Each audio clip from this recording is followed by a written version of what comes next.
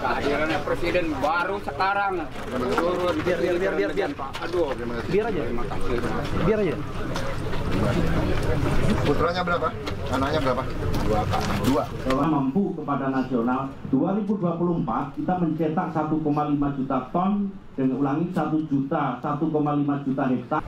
Kalau kita punya kemampuan mengamankan pangan kita, apapun terjadi di luar negeri, kita tidak akan terlalu berpengaruh. Ya.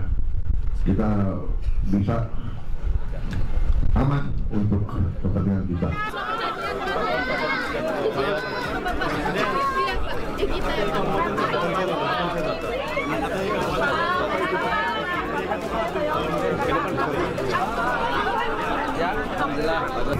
Ini kan baik. Tadi petani semua girang. Yang kurang alat-alat berat, Pak Presiden memberi. Semua nggak ada yang kekurangan. Pupuk benih cukup. Petani tadi lu yang ngomong. Bukan Pak Presiden dan bukan Menteri, petaninya langsung.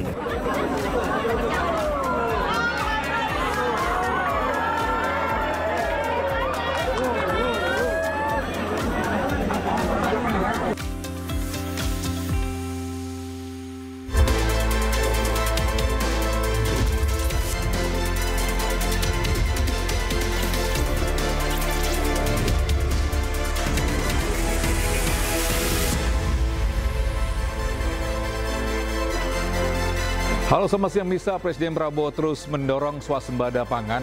Bila pangan aman, maka Indonesia tidak perlu khawatir dengan pergerakan ekonomi negara asing. Pernyataan ini sekaligus menjawab penetapan tarif impor baru oleh Amerika Serikat. Meski membuka negosiasi, namun Presiden inginkan perdagangan yang setara antara negara-negara yang terlibat. Selain informasi tadi, kami juga akan menghadirkan beragam informasi menarik dan terkini terkait kebijakan hingga kegiatan para pemimpin bangsa. Bersama saya, Togi Snaga, inilah Pemimpin Rakyat, Pemimpin Beraksi, Rakyat Awasi.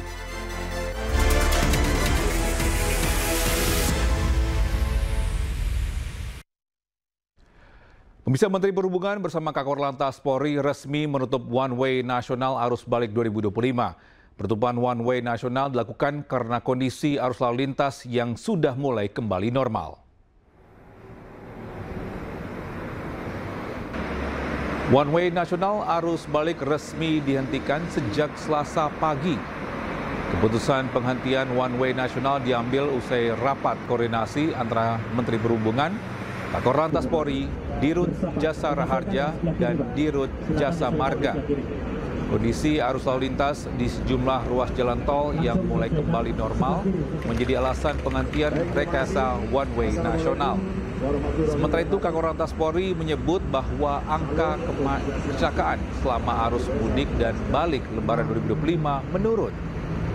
Pertama-tama saya menyampaikan apresiasi dan terima kasih. Bila tadi pukul 08.00 saya mewakili pemerintah menyatakan pemberlakuan one way nasional arus balik dinyatakan ditutup. Setelah melihat kondisi lalu lintas yang ada di jalan tol khususnya sudah cukup landai dan kita menyatakan bahwa one way nasional dinyatakan ditutup.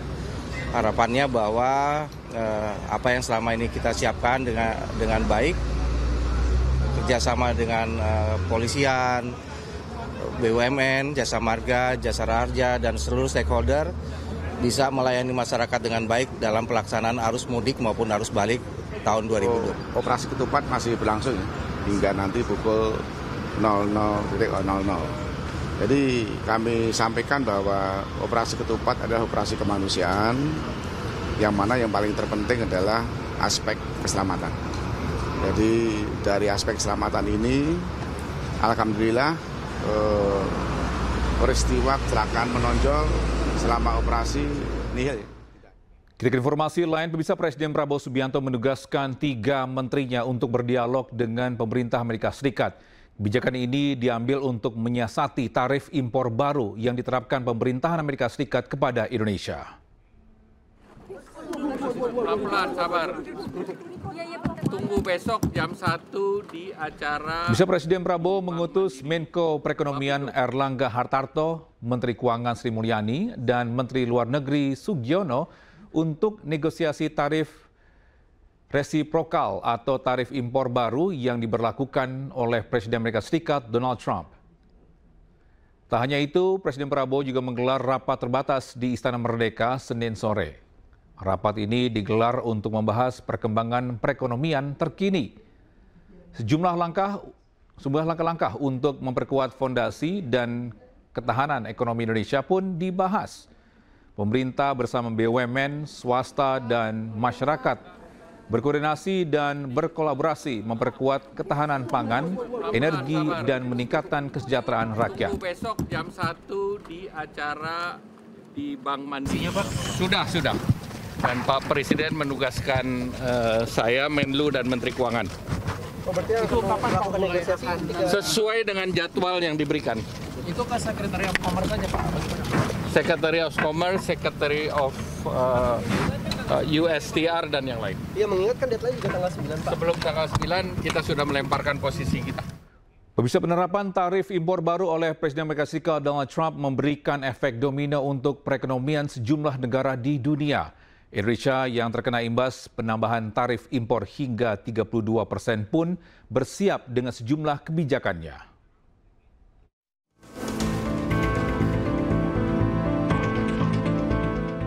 Presiden Amerika Serikat Donald Trump mengumumkan tarif baru sebesar 10% untuk barang impor yang masuk ke Amerika Serikat.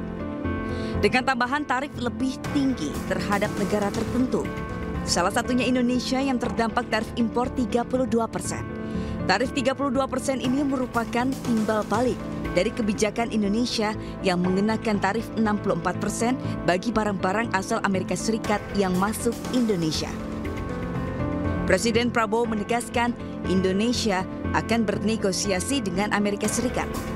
Meski siap runding, Indonesia akan tetap menjunjung tinggi prinsip hubungan dagang yang adil dan setara. Kita akan berunding dengan semua negara. Kita akan juga buka perundingan sama Amerika.